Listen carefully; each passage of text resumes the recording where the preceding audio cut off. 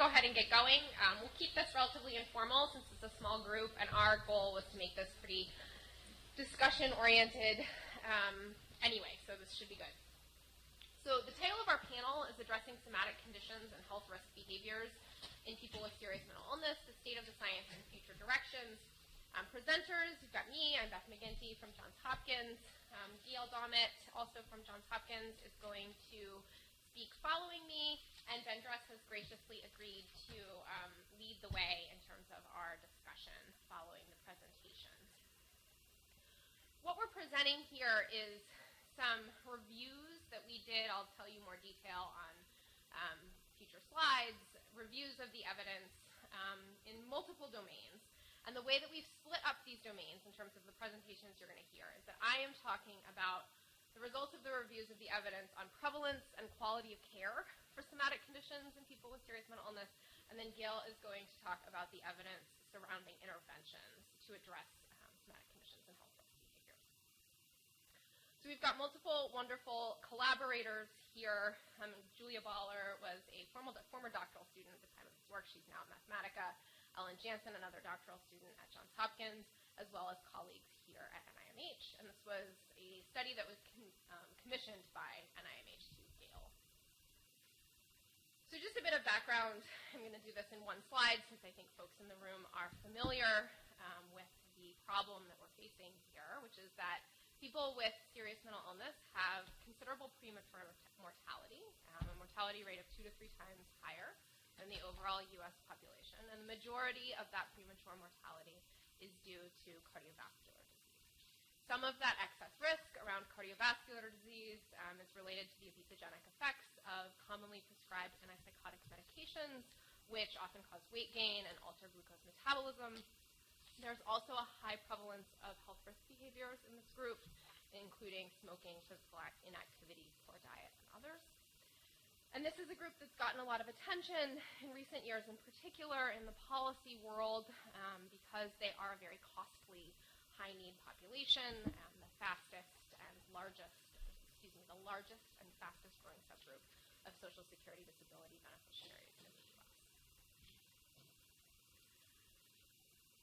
So in response to a recognition of the burden and premature mortality due to somatic conditions in people with SMI, in 2012, M.H. convened a meeting titled Improving Health and Longevity of People with Serious Mental Illness, Severe Mental Illness. And that meeting included a pretty diverse group of stakeholders, including researchers. The 3 of us were there, along with many others, consumer advocates, leaders at the state and local levels, representatives of other federal agencies, et cetera.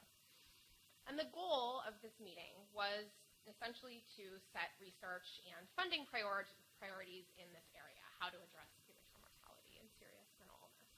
And one recommendation that came out of that meeting was that we needed a comprehensive review summarizing the evidence regarding prevalence of, quality of care for, and interventions to address somatic comorbidity and serious mental illness. So here we are. So that recommendation resulted in our team doing a review of those domains, and this work has now been published in 4 separate papers, which are up here, mainly just to make the point that I am going to focus on the first 3, which talk about the evidence on prevalence, screening for cardiovascular risk factors, and quality of care for somatic conditions in the population with serious mental illness. Gail will tackle number 4 in a few minutes. So I'm going to talk about the methods of those 3 reviews, prevalence, screening, quality of care, as though they were one review, and that the methods were largely the same. I'll point out a couple of discrepancies across the specific reviews. In reality, these were conducted as 3 separate reviews, but I'm presenting them all at once just for the sake of brevity. So for each of these reviews, in terms of which papers we included papers that defined serious mental illness as including schizophrenia and or bipolar disorder. So all of the studies that we included had study populations with people with those 2 diagnoses included. If a study had people with schizophrenia, bipolar disorder, and some other segment of people with different diagnoses defined as serious mental illness, those studies were included. studies that the authors defined a study population as having serious mental illness, but nobody had schizophrenia or bipolar disorder were not included.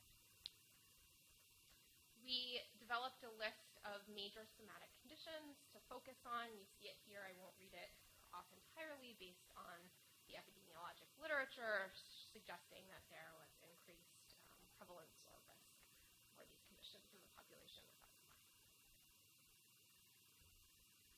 Additional inclusion criteria for these reviews, they had to measure prevalence, screening, or quality of care for a somatic condition in a study population with serious mental illness.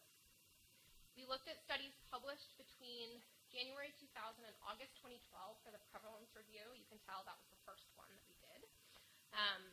Between January 2000 and December 2013 for the screening and quality reviews. This happened after the prevalence review, thus the longer time period. We looked at study populations of adults aged 18 or older.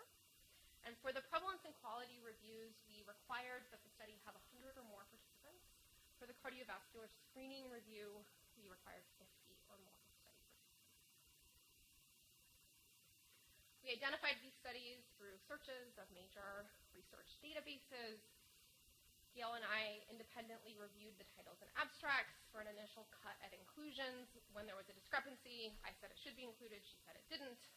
We reviewed the full article and came to consensus on what the determination should be. Once we had a first group of studies identified in that manner, we reviewed all the reference lists of included studies to see if we had missed anything in our searches and added those additional studies in. The flow diagrams that broke that down for each study are included in the manuscripts. And so what we ended up with in terms of studies reviewed, for the prevalence review, we had 57 studies. Screening review, we had 10 studies. And for quality of care for somatic conditions in people with SMI, we had 23 studies. After studies were identified, we had trained data reviewers use a standardized data extraction tool to extract the relevant data from the articles. Right, so I'm going to jump right into results, split into those same three buckets I've been talking about, prevalence, screening, and quality. So first, prevalence of somatic conditions in serious mental illness. We'll start by saying that, as you might expect, there's a lot of variation in how these different conditions are measured in the literature. Self-report, different cutoffs, clinical data, administrative claims data, lots and lots of variation. So one thing that we did was standardize, for the prevalence review, standardize which measures were included. So for example, we only included measures of prevalence of diabetes that met the definition of fasting blood glucose of greater than 125. So an overview of results. In many studies, the prevalence of somatic conditions in the population with SMI was higher than among the U.S. population. This is surprising to no one in this room. I'm sure it wasn't surprising to us. What is maybe a little bit more surprising is that this is not a uniform finding in the literature. So prevalence estimates varied considerably, likely due to differences in measurement, as I alluded to before, self-report versus clinical measurement, you're going to get differences, as well as underlying differences in study populations, differences in age distribution, in race, and socioeconomic status, and medication use, etc. So a snapshot of results here, because of the differences in measures and the differences in underlying study populations, we did not do meta-analysis. We summarized measures descriptively. And so what I show you here is the median prevalence for the different conditions, the range of prevalence for each somatic condition in the study populations with SMI, and then the U.S. prevalence rate for adults overall in the United States. So for obesity, in study populations with serious mental illness, a median prevalence of about 41%, with a range of 26 to 55, compared to 35 in the general U.S. adult population. Hyperlipidemia, a median of about 27% in people with SMI, ranging from 35 to 61, U.S. about 13%. Diabetes, median of 13, big range from 7 to 34, U.S. 9%. And I won't read the remaining three, but you get the idea here. There's a big range. You see in the median a trend towards higher prevalence in the population with serious mental illness. than in the general U.S. population. So our conclusions here were that there is need for improved estimates of the prevalence of somatic conditions among persons with SMI. We have no nationally representative estimates of prevalence. Few studies estimated prevalence in community populations. So most of those prevalence estimates that I just showed you came from clinical populations, inpatient or outpatient. And there was a lot of use in the literature of self-report and administrative claims, which we know are subject to measurement error. We also want to point out, because of the wide variation that we observed in prevalence, that researchers and practitioners should consider underlying factors like age, antipsychotic use, other risk factors, that make some groups of people with SMI at higher risk of developing somatic conditions than others, right? The risk factors that increase cardiovascular risk in many cases are the same in people with serious mental illnesses in the general population, and they account for variation in prevalence estimates across the literature. All right, flying through these results, we're moving reviews now. Screening for cardiovascular risk factors in serious mental illness. Okay, so this first bullet is going to become a repetitive theme here. This shouldn't surprise you. Rates of screening varied across health systems, study populations, and measurement techniques. Screening rates tended to be high in the Veterans Health Administration and lower in commercial health insurance and Medicaid beneficiaries, although there were a couple of exceptions in the literature. And this is probably not surprising given what we know about the VHA's integrated care system and their higher quality metrics in the general population. So just a snapshot of results here. Again, no meta-analysis because of the huge range of studies summarized in these reviews, so we summarized things descriptively. For each of the cardiovascular risk factors that we looked at in this review, we compared studies descriptively to both the USPSTF guidelines for the general U.S. population, as well as the American Diabetes Association, American Psychiatric Association consensus panel guidelines for metabolic screening in antipsychotic users. Okay? So for dyslipidemia, the USPSTF recommends lipid testing for men aged 35 and over, men aged 20 to 35 if they're at increased risk of coronary heart disease, and women 20 plus if they are at increased risk of coronary heart disease. The ADA-APA consensus panel recommended screening at the time of antipsychotic initiation, 3 months afterwards, and then every 5 years subsequently. And so what we found is that in the majority of studies reviewed, lipid testing rates among antipsychotic users with SMI were less than 50%, and estimated rates of lipid testing among that same group, antipsychotic users with SMI, ranged considerably from 8% of beneficiaries in 4 commercial health plans during 2001 to 2006 to 85% of veterans from 2000 to 2001. So there you see that Medicaid veteran disparity that I was talking about. Just one more snapshot from this paper. For diabetes, the USPSTF recommendation for screening is that diabetes should be screened in asymptomatic adults with high blood pressure. The ADA-APA consensus panel recommends screening for diabetes at time of antipsychotic initiation, 3 months after initiation, and then annually. So again, similar trends from what I just showed you for dyslipidemia. We saw low screening rates among commercial health insurance beneficiaries with SMI and Medicaid beneficiaries, less than 30%. Higher screening rates in veteran populations. And we saw a trend toward increased glucose screening over time. In the earlier part of the study period, 18 to 29% of people with SMI were screened for diabetes, and that increased 60 to 75% in 2006, 2007.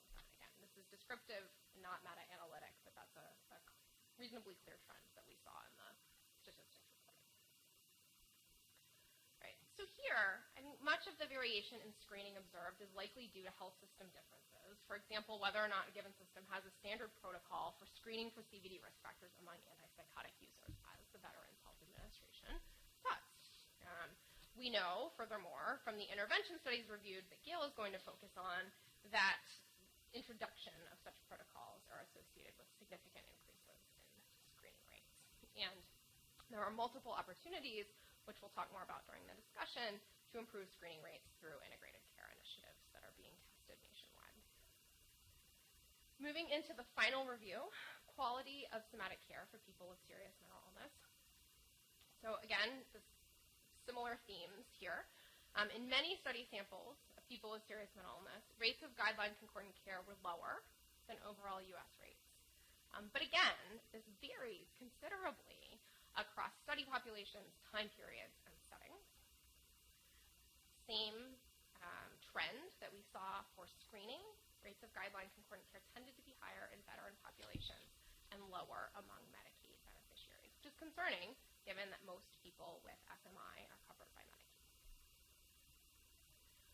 So continuing my theme of giving you a snapshot of results, the actual results tables in these reviews are pages and pages and pages long. I've given you several of the guidelines that we looked at. So the first one, post-acute myocardial infarction, quality of care. All patients should be taking beta blockers, barring contraindication is the national guideline. In the study samples of people with serious mental illness that we reviewed, rates of adherence to that guideline ranged from 35%, very low, to 91%, very high. The comparable estimated guideline adherence in the U.S. study samples, to get this number, we took sort of the gold standard, most nationally representative studies that are out there. It's about 80 to 88% for that guideline. Okay. Diabetic eye examinations, we see a similar huge range in terms of guideline adherence in study populations with serious mental illness, 20 to 83%.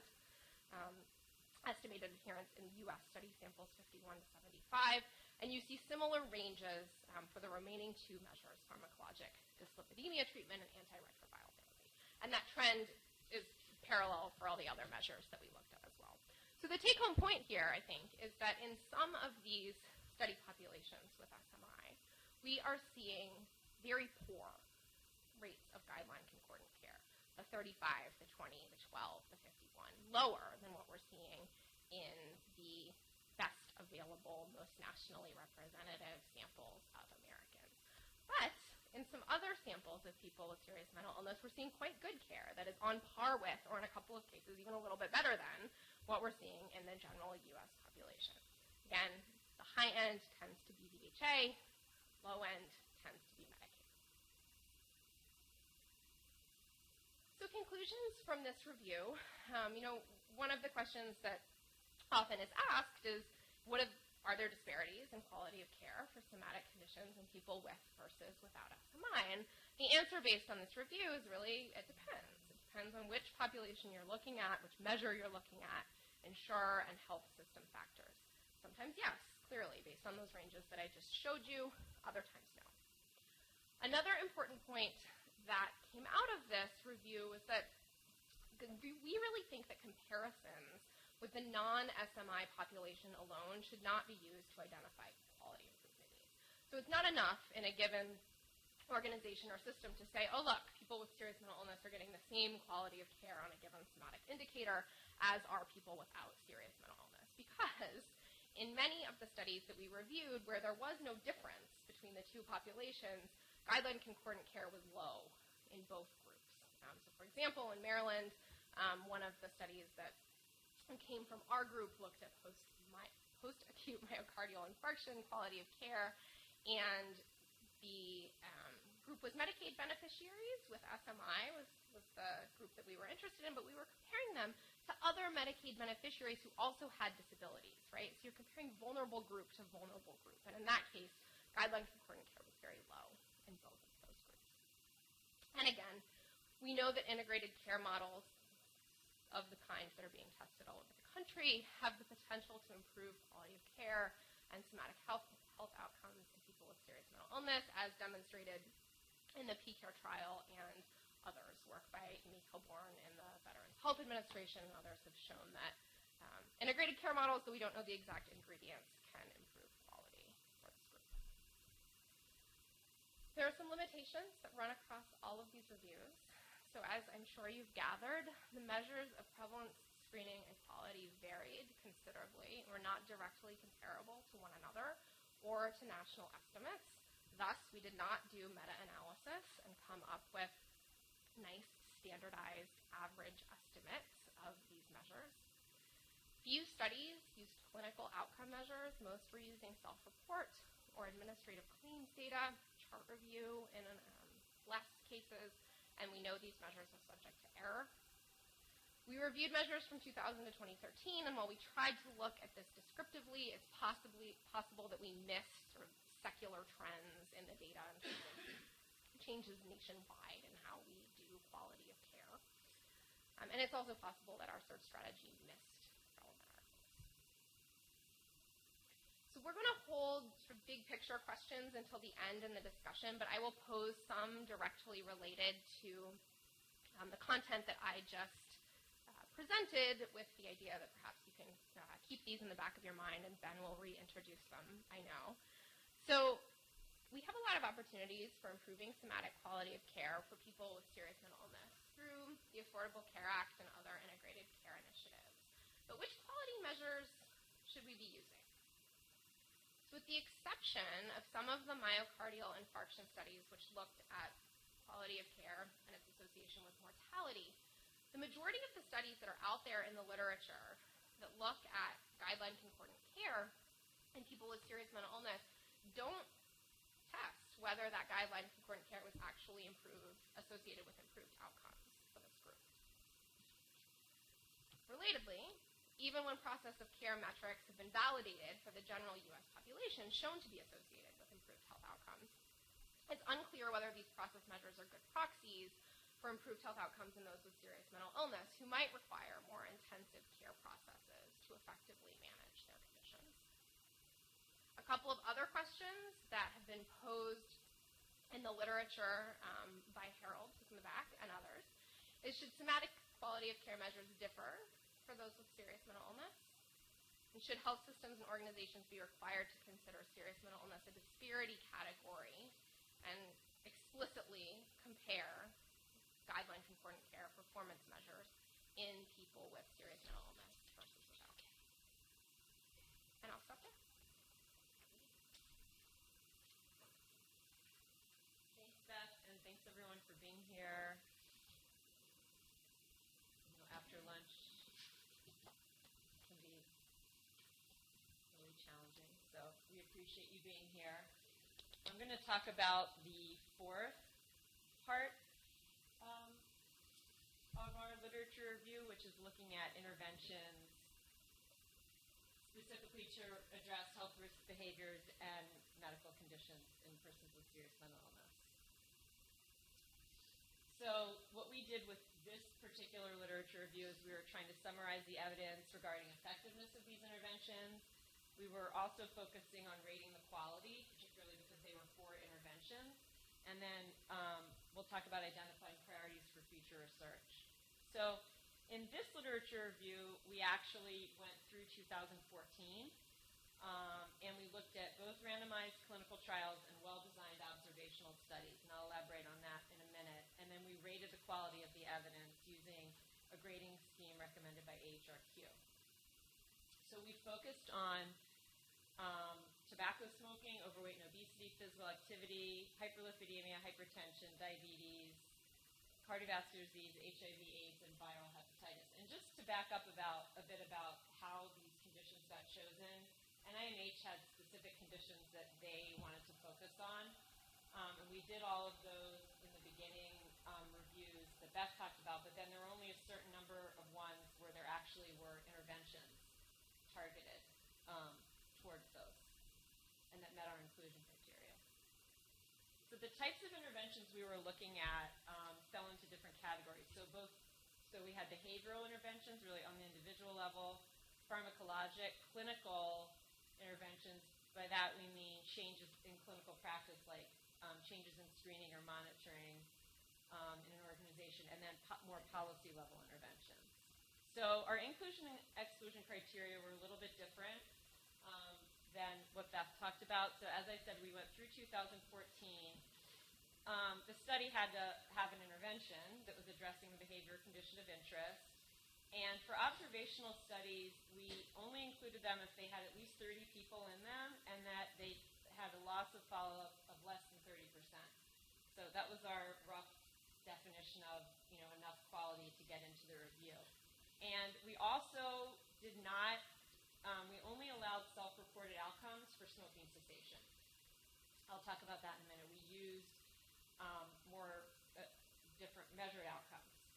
And we didn't look at the body of literature, the large body of literature that focused on switching antipsychotics in order to affect weight gain or metabolic changes. We did not include that body of literature.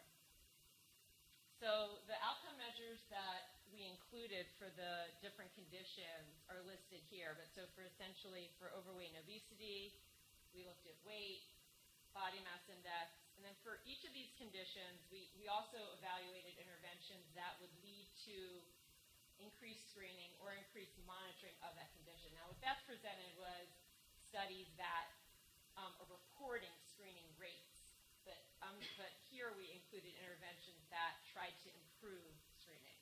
So that's where that difference is. So for tobacco smoking, in addition to self-report, we included other carbon monoxide, cotinine measures, etc. So you can see the measures here for the rest of them. So we used a similar process for the main data abstraction, and we, as the other reviews, and we also, for the randomized clinical trials, we calculated effect sizes when we could. And then for the quality assessment, I'm sure many of you have done these types of reviews, but we had a separate tool that we used based on Chalmers et al. And we two of us independently rated each study on strength of design, adherence to the intervention protocol, validity and reliability of measures, how they handled missing data, etc. And we assigned each study either low, medium, or high risk of bias based on a scoring system in this tool. And then observational studies, the highest quality observational study, could still only get a medium risk of bias, not a low risk of bias. And this is in the appendix in the paper online if you want to look at it. So from that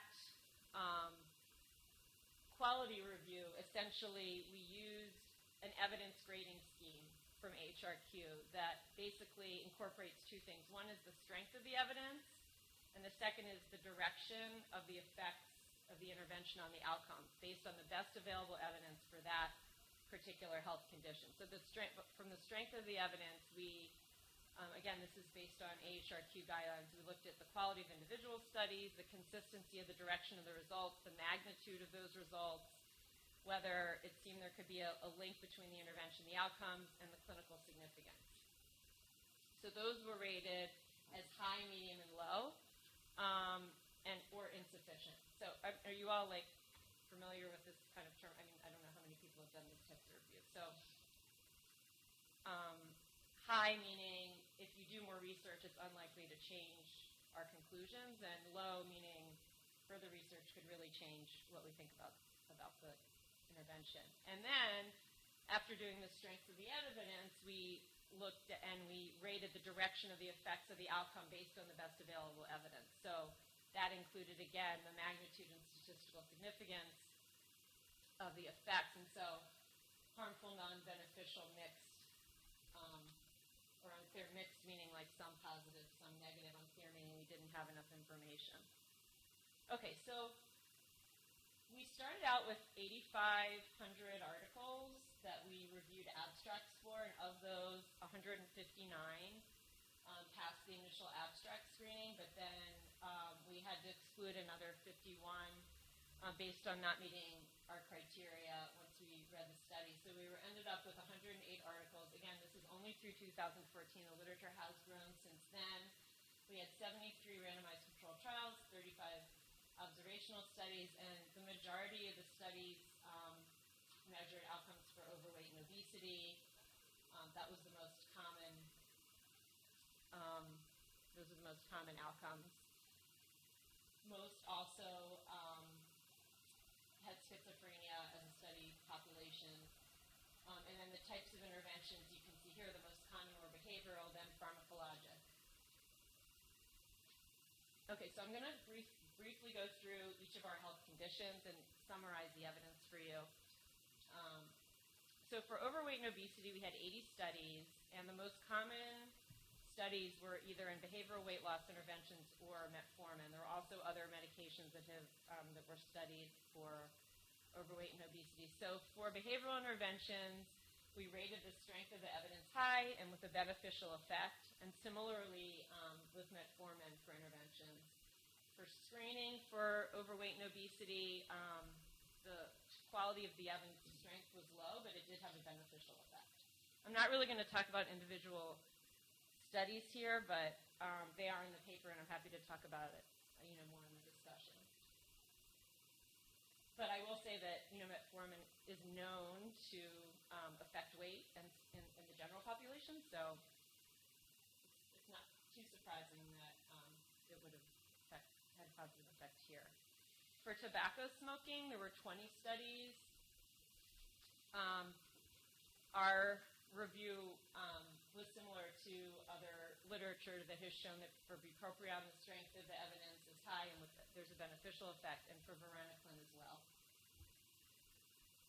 For physical activity, there were only a few studies, and this was because many of the studies did not have, the ones that had the outcomes that were not self-report also didn't meet the criteria of either being a trial or being a high-quality observational study, and the ones that were, may have been higher quality didn't have the outcome measures that we needed. So the evidence was low here, and the directionality was going both ways.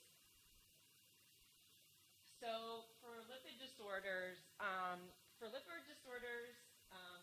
hypertension and diabetes, almost all of those studies, they looked at those conditions as secondary outcomes to overweight and obesity, which makes sense if you think about how interventions are designed to improve cardiovascular risk factors. So very few studies were just looking at reducing cholesterol by themselves. And because of that, and I'll talk a little bit about this later, but because of the sample size I think needed to get an effect, a large enough effect on weight to then affect cholesterol down the line, there wasn't really any outcome movement from interventions that measured hyperlipidemia. There was one study that looked at orlistat, which again has been shown to have some effect in the general population. But what we did find was actually that some interventions for screening for lipid disorders were beneficial. Similarly, for hypertension, we basically found the same thing. Almost all these studies were basically focused on a behavioral weight loss intervention that then measured blood pressure as another outcome down the line, with people that likely were even on antihypertensive medications, which usually have a stronger effect than any weight loss that you would get from a modest weight loss intervention. And also for diabetes, the same thing. Some studies also looked at metformin and did find a beneficial effect on A1C, but certainly we already know that metformin is a diabetes medication, so already used widely. So in terms of studies that looked at treatment of HIV or AIDS, there were only, specifically in populations with SMI, there were only a couple of studies. They had low strength of evidence, but they did report beneficial effects on viral load and CD4 count. This is with the nurse-based intervention. And then for viral hepatitis, also only one study that many of you probably are familiar with, but so the strength of the evidence was low, but they did show beneficial effects on both immunizing for hepatitis B and testing for hepatitis B and C. Okay, so what's the take-home message from this very, very large, long review? So essentially, our results were consistent with prior reviews of single topics for this population, so that was reassuring. And we also found that the evidence was very limited, actually. actually, as I just showed you, for interventions addressing major medical conditions and risk behaviors. And the strength of evidence was low or insufficient for the majority of the conditions. Again, we looked at kind of what you might call more like hard outcomes. So we weren't looking at process of care, outcomes. We were actually looking at whether blood pressure, lipids, hemoglobin, A1C, et cetera, were affected. And so the evidence we found was strongest for interventions addressing overweight and obesity and tobacco smoking, which is not surprising. And then we did find interventions that were trying to improve screening were effective. Not effective in necessarily addressing that condition, but effective in screening for it. So what does all this mean? How can we try to figure out where we should go from here? Well, one thing, as I said before, but I think it bears repeating, is that change in cardiovascular risk factors like blood pressure, glucose, and lipids is very unlikely with short-term behavioral interventions where you have, even if people with SMI have under-treatment for certain conditions like Beth was describing, if people are still, if the proportion are still taking antihypertensives, it's very, it still can be hard. It'll be hard to get their blood pressure to go down any lower. And then with the sample sizes of studies that NIMH has currently or traditionally funded, you need a lot more people to treat in order to see changes in kind of the secondary cardiovascular risk factors. And then I guess another kind of question that we can ask ourselves, and we can talk about it with Ben, is that for people with SMI, we can likely expect that if they take a medication for blood pressure, it will lower their blood pressure. If they take a medication for diabetes, it will improve their A1C and their blood glucose. And so some of the studies that we see proposed, or that people write up, it's almost like they're not, that physiologically people are likely the same. Now, what is different is people are taking other medications that may affect metabolism of medications or may interact with those medications and make them less effective, or they may, their risk factors may be somehow start earlier and something like that, start younger, but yeah. Okay. So in terms of behavioral interventions, some things to think about. So most of the interventions we reviewed, and certainly a lot of the work that people that we are all doing in this room, is that behavioral interventions for treating somatic conditions in people with serious mental illness often need tailoring for cognitive issues or other issues that they may have. And the question is, how much is needed? There are different examples of effective and efficacious interventions. How much is needed versus how much can we take other interventions or apps, et cetera, and use them in this population? And then probably even more importantly, what is the optimal dose and intensity of interventions to actually change these risk behaviors? Because the ones that we reviewed that were effective, and even the ones that have come afterwards that have been published since, are very high intensity, high contact interventions that are usually much higher contact than is seen with the larger studies funded by LBI and NIDDK for the general population. That's not necessarily bad. It just means that when we think of things like intervention delivery, scaling up, training, financing, and sustainment, what does that mean? Do we need to take the same level and continue that, or is there something less that we can do? And then who's delivering this, and how are we looking at fidelity? And if you try to implement this, how and there are decrements in adhering to how the intervention is supposed to be delivered, can you have an effect? I mean, we work in a lot of psychiatric rehabilitation programs, and their interpretation of what our interventions are is very different than what we know, what we believe is needed to get people to lose weight. So then,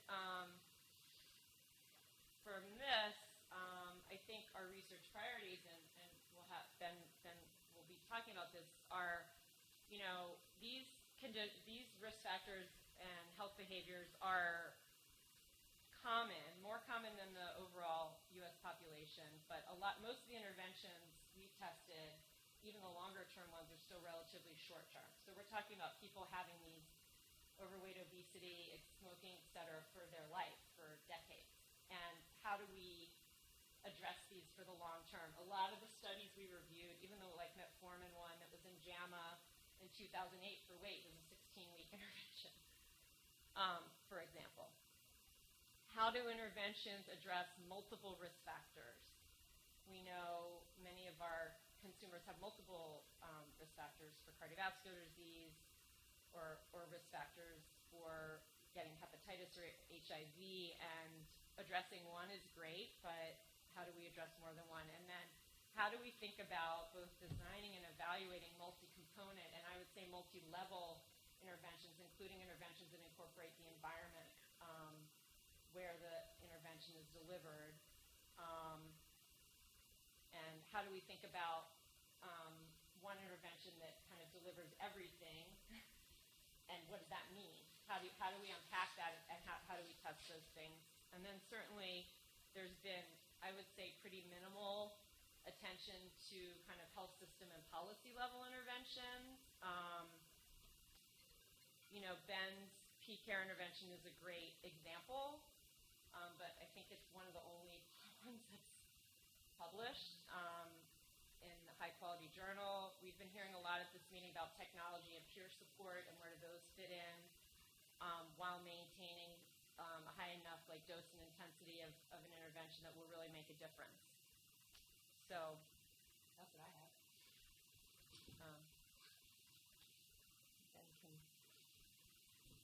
I don't know if we want to pause and take that, or you want to speak first, or yeah, I mean, some of mine will be sort of okay. They kind of go towards questions. Yeah, I mean, you can start.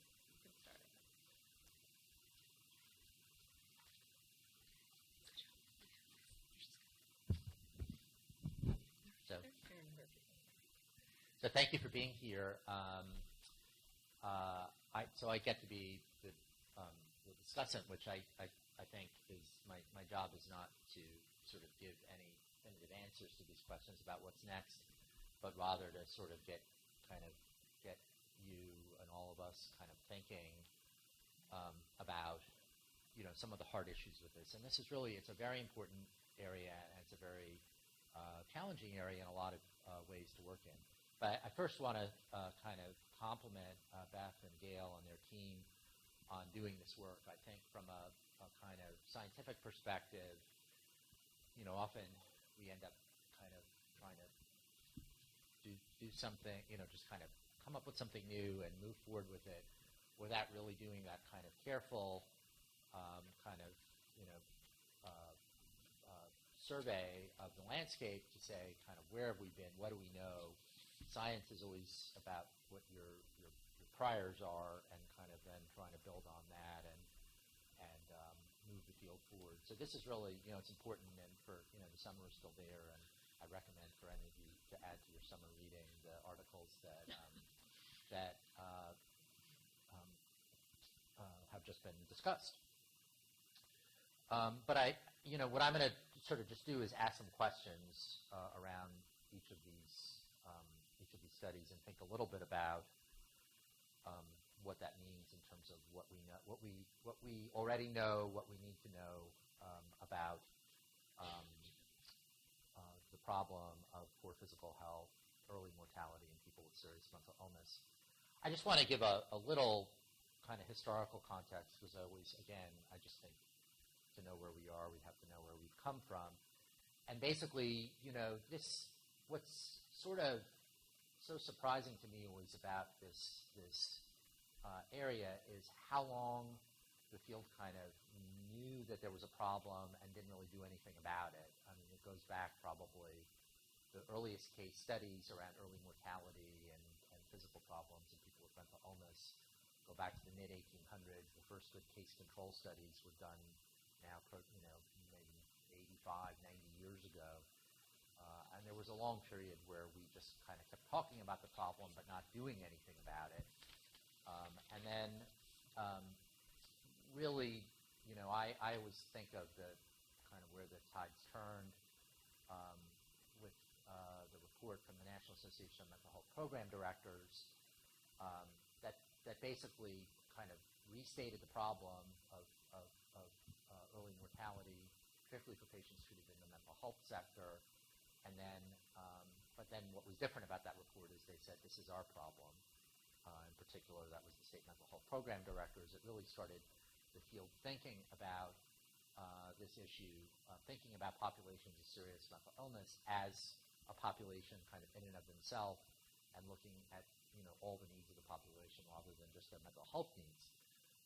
And then as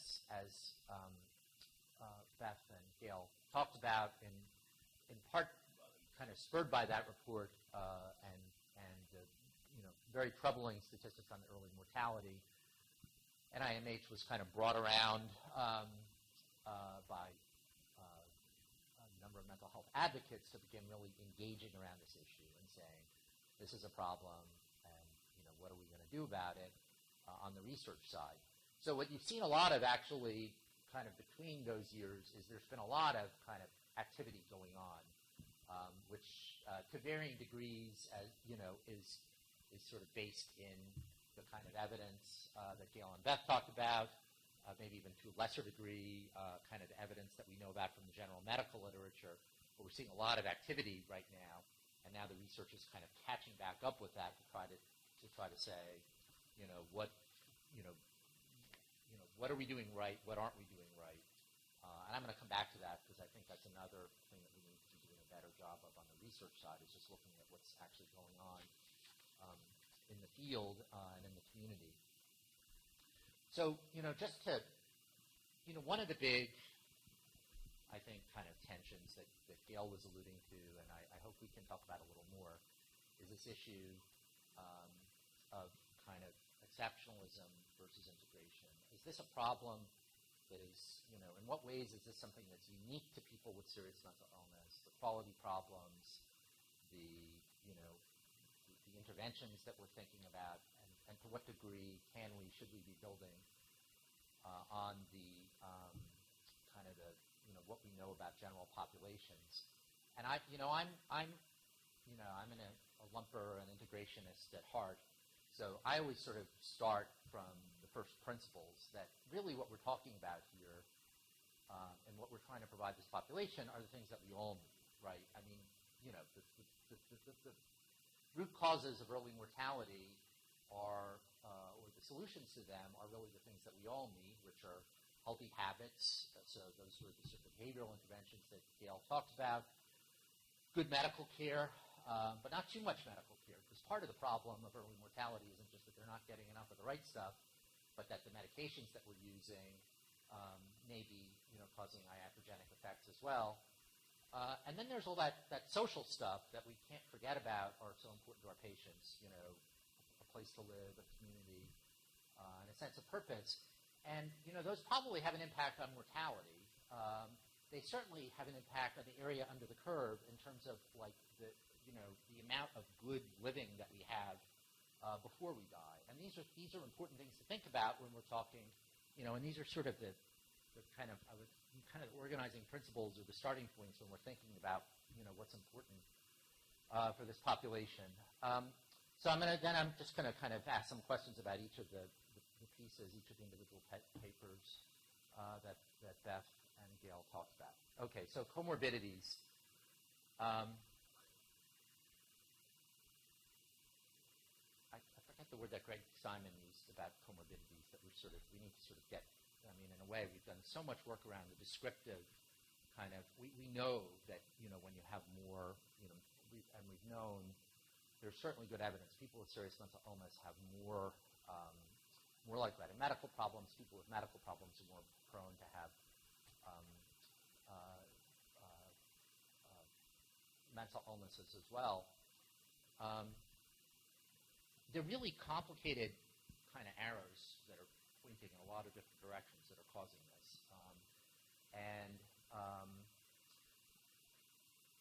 So much of our data on comorbidities is cross-sectional that we're just sort of, I think, kind of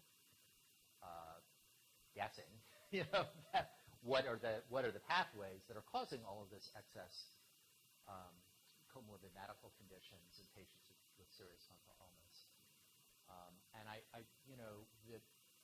The field really needs better longitudinal work. I mean, even longitudinal work can't definitively show that, what's causing what, but we need to begin to really unpack this and disentangle that better, to better understand, really what's going on here with serious mental illness and cardiovascular risk and then excess mortality. And I should say, when you think about the excess mortality problem, we tend to, we're focusing on cardiovascular disease, and that's because cardiovascular disease is the problem that causes the most death in the United States. It's not the problem that causes the most death in other countries in the world, and for instance, and it's not, when you look at the disparity, at the gap between people with serious mental illness and without mental illness, what is the consistent message is that they're dying of whatever people are dying from in that country at an elevated rate. So in developing countries, they're dying of infectious disease, for instance, at greater rates. And 100 years ago, when the first studies started being done in this area, it was about people dying from elevated rates of syphilis and tuberculosis. So, we need, when we're thinking about comorbidities, we have to understand kind of the context of where they're occurring. And also, cardiovascular disease has been a starting point, but it's not the only problem and you enumerated a number of others as well beyond cardiovascular disease. So, Beth asked the very important and kind of interesting question. When you frame the issue in terms of quality, is this a disparities problem? Is the problem like worse quality than other people, and if so, then whom? Or is it sort of an absolute quality problem? The disparities problem is a good way of framing the issue, and I think it's part of what has gotten a lot of traction for the issue because it's a fairness issue, and it seems like a problem when you can look at another population, who, but for having a serious mental illness, have better quality of care. But it's a complicated question, and as we heard about, in a way, again, it depends on who you're comparing it to. So is it, say, someone with serious mental illness compared to someone else who's also poor and treated in the public sector? But a lot of times the fact that they're poor and treated in the public sector is sort of, not unrelated to the fact that they have a serious mental illness. So these are important questions that we have to think about. They're questions that I think people in the disparities literature have thought about as well. To what degree, for instance, in terms of other kinds of disparities, you factor in things like social, differences in income or social differences between the groups. And there's not necessarily a right answer. It depends on what question you're asking. We talked about sort of the measures that we're using. So quality measures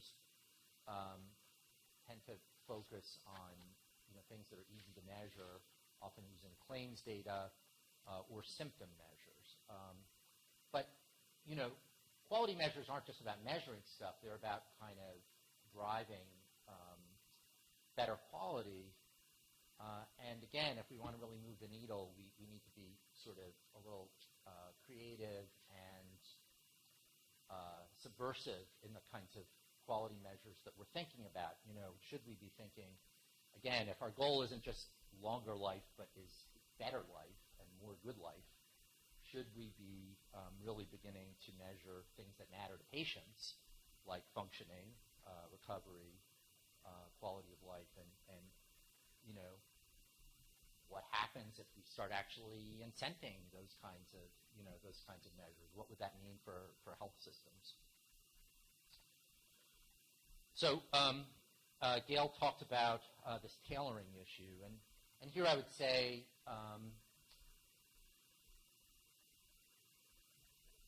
we have to sort of sort out in our heads. In some ways we have a real kind of absence of evidence. But as we know, an absence of evidence doesn't always mean evidence of absence. Certainly for many of these interventions, a starting point, or prior, right, which is, again, what science is about, is that things that work in general medical populations are at least a starting point. Certainly for things like metformin. I mean, it's almost it's insulting or discriminatory to think otherwise, unless we have reason to believe otherwise. As you start moving from kind of meds to kind of medical treatment to more systems issues or to more issues that are unique to people with serious mental illness, you start getting into more issues around tailoring, and if so, what does that mean, and how much does it have to change? But I think what's important is that you sort of start, which is I think what your group has always done so well, on this foundation of kind of good, what we know works well in general, and then really are very thoughtful and intentional about what that means for people with more serious mental illness. Again, I think we focused on a lot on cardiovascular risk factors, but there are other conditions that we need to not forget about. And then as Gail said, there's this issue of sort of one way of asking it is, how do we deliver high potency interventions in general, in kind of real world settings? But in fact, it may not. There may actually be trade-offs. It may not be possible always to do both. And what that, doing the super high-end, intensity stuff is also the most expensive and hardest to scale. So we really need to be able to kind of match the, to have kind of adaptive approaches, scaled approaches that are able to provide, less expensive, more cost-effective treatments to broader populations, but then kind of, really focus in the most intensive treatment on the people in greatest need. But figuring out how to do it well, that's sort of the challenge when you're dealing with really difficult, problem in general, and when you're trying to do it at a population level. And again, related to that, one of the things that we public health likes to think about prevention and moving upstream. And how do we begin to think about what that involves? And how far upstream can you move? Do you know, in terms of preventing these, how early can you go and still have interventions that are relatively kind of cost-effective, that actually have an effect? Because when you start, the farther upstream you move, the bigger the population is that you have to reach, and the more expensive it becomes. So it's just, but clearly there's going to need to be a mix of, treating people once they're really sick, and also trying to get to people before they're really sick. I talked a little bit in the beginning about, about kind of looking at what's going on in the community, and there's a lot of work now going on in the community with all kinds of, kind of grassroots, state-level work, national work, a lot of different projects. So the first task is to say, what are the good ones, what's working, and how do we kind of identify those, flag those, and kind of use them, kind of study them, and kind of use them to build on in our research. But the other piece that's probably as, if not more important, is identifying the ones that aren't working and stopping doing that, because that's they may be expensive, they may be doing no good, they may even be doing some harm. So we really have to be looking out in the community to say what's going on, and how do we kind of separate the wheat from the chaff, and how do we help people do a better job of addressing this problem in a way that's grounded in research. And then I guess my final bullet is I do what I hope, in a way we're sort of breaking ground of doing this kind of work on the intervention side in a very, a population that has many, many challenges. And I hope, and I think it's beginning to happen, that this work can kind of serve as a model for how to improve health more broadly in other, poor populations, populations with limited health literacy, stigmatized populations. Because again, we're sort of figuring a lot of this stuff out, particularly for people with serious mental illness. But I think there's an opportunity to take what we're learning and apply it more broadly. Because these questions are more, are broadly